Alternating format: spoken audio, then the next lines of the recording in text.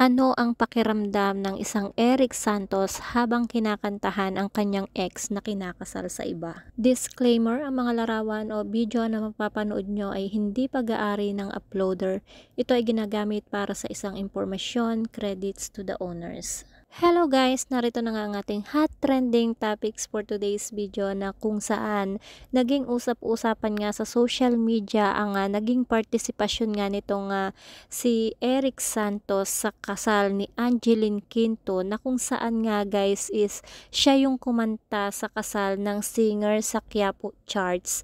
At alam naman nating lahat na itong si Angeline Quinto at itong si Eric Santos ay dating magkarelasyon. Naging isang engrandeng kasalan nga ang naganap na kung saan dinagsa ito ng mga sikat at kilalang personalidad sa industriya ng showbiz, kabilang na ang ilan sa malalapit nitong kaibigan, katulad nga nitong si Vice Ganda at si Sarah Geronimo. At ayun nga guys, no, isa sa mga agaw pansin sa wedding ni Angeline Quinto ay ang kanyang matalik na kaibigan at ex-boyfriend na si Eric Santos. Mainit nga pinag-usapan ngayon ang kasal ng kapamilya singer na si Angeline Quinto sa kanyang non-showbiz partner na si Nonreb Dakina.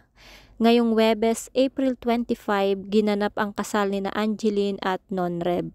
Sa kabila ng mataas na heat index o mainit na panahon, nagpalitan ng I do ang dalawa sa Minor Basilica and National Shrine of Jesus Nazarene o Quiapo Charts. At eto na nga guys yung usap-usapan na nagsilbing ring bearer sa wedding si Eric Santos. At sa video na ipinost ng ABS-CBN News sa Facebook, makikita si Eric na madamdaming kumakanta ng Till I Met You habang naglalakad si Angeline Quinto sa aisle. Sa isang paghiwalay na video, makikita naman naging emosyonal si Angeline habang naglalakad sa aisle kasama ang anak nila ni Nonreb na si Silvio. Kasamantala, marami ang naantig sa pagiging ring bearer at pagkanta ni Eric sa kasal nga nitong si Angeline. Matatandaan nga noong 2017, inamin ni Angeline sa isang panayam na hindi natuloy ang romance nila ni Eric dahil hindi pa siya handang magpakasal. Ayon nga guys dito kay Angeline, totoong may espesyal na namamagitan sa kanila ni Eric, pero naunsya mi ito dahil gusto ng mag-asawa ni Eric, samantalang hindi pa siya handa. Pahayag nga nitong si Angeline, naging espesyal naman po kami sa isa't isa. Sinasabi naman niya na naging espesyal ako sa kanya, ganun din naman po sa akin si Eric. Pero yung gusto niyang mangyari sa buhay niya, gusto na niyang mag-asawa, hindi pa ako ready sa ganun eh. Doon po kami hindi magkakasundo.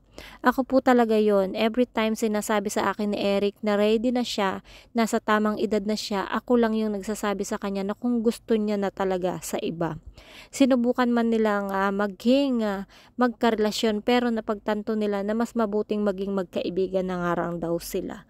Dagdag pa nga nitong si Angeline, sinubukan namin yon kaya lang para lang kaming natatawa sa isa't isa. Kaya sabi ko, Pogs, huwag na nating pilitin. Talagang magkaibigan lang tayo. Anyway guys, salute to Eric Santos guys, no, and wala namang problema kung kumanta nga itong si Eric sa kasal ni Angge. Na-maintain naman talaga nila yung friendship nila kahit mag-ex na nga sila. Yung ibang mag-ex lang naman yung hindi kayang i-maintain yung mga pangyayaring ganito.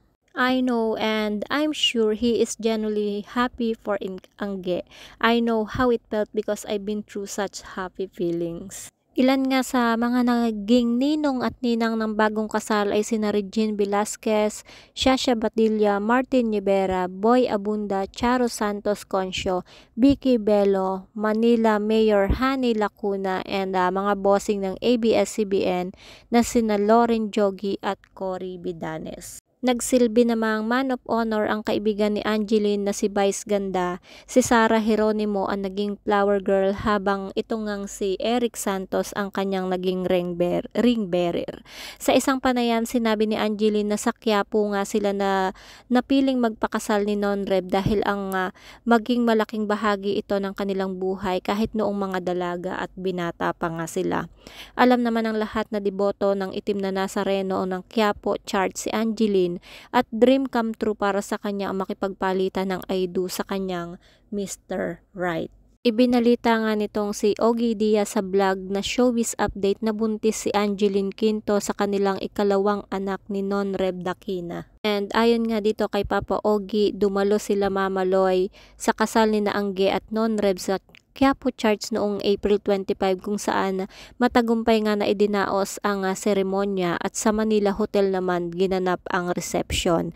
Ani Ogie, hinihintay ng mga taga-suporta ng singer-actress ang anunsyo nito tungkol sa pagbubuntis. Ang mag-asawang Angeline at Non-Rev ay may isang panganay na ang pangalan ay Silvio, na kinuha ang pangalan nito mula sa adopted mother ni Angeline na si Mama Bob. And ayon pa nga sa balita, may halo ng masaya at malungkot na damdamin si Angge habang naglalakad siya sa mahabang aisle ng Quiapo Church. Una, ang kasiyahan ng singer dahil sa nakilala niya ang taong nais niyang makasama habang buhay. Ngunit kasabay nito ang lungkot sa puso dahil wala na si Mama Bob upang saksihan ang espesyal na okasyon na pangarap niya simula pa noong una ang makapagsimula ng pamilya at magkaroon ng sariling anak. Si Angeline Quinto nga ay kilalang mga awit na kinalaunan ay gumawa na rin ng pelikula at mga TV shows. Nakilala siya sa mundo ng entertainment at music scene nang sumali siya sa singing contest na Star Power. Sharon search for the next female pop star. Bukod sa husay niya sa pagkanta, pinasok din ni Angeline ang paggawa ng mga teleserye at pelikula. Anyway, congratulations Angeline and Non-Rev. May your union last till the end of time. I know Mama Bob would be very happy for you both and Silvio. God bless your marriage. So that's it guys for our hot chika trending topic for today's video. Sama-sama nga nating i-congratulate itong si Angge at itong si Non-Rev na kanyang asawa nga. And nakaka-proud nga itong si Eric Santos na kahit naging mag-jowa sila nitong si Angeline is hindi niya tiningnan yon and iginalang pa rin niya itong si Angeline bagkos siya pa talaga yung kumanta dito sa wedding day ng kanyang best friend na si Angeline Quinto. Salute to you Eric Santos. Ayan. So that's it guys. Kung hindi pa kayo nakasubscribe sa aking YouTube channel, kindly hit the notification bell, like and share. Maraming salamat sa walang sawang suporta o walang sawang panonood sa aking video. And ingat po ang lahat. God bless.